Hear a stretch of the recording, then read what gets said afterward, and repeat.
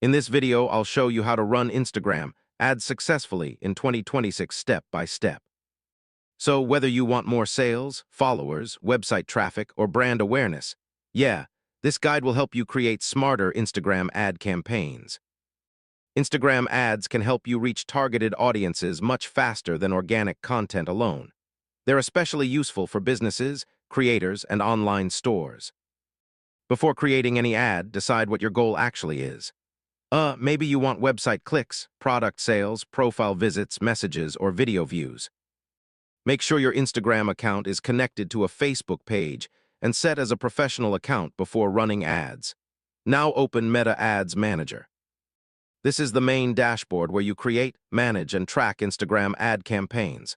Audience targeting is extremely important. So choose people based on interests, age, location, behavior, or custom audiences related to your niche. Your visuals matter a lot. Use high-quality videos or images with strong hooks that grab attention quickly.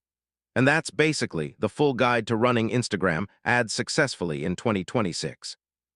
Focus on strong creative content, smart targeting, and consistent testing for the best results.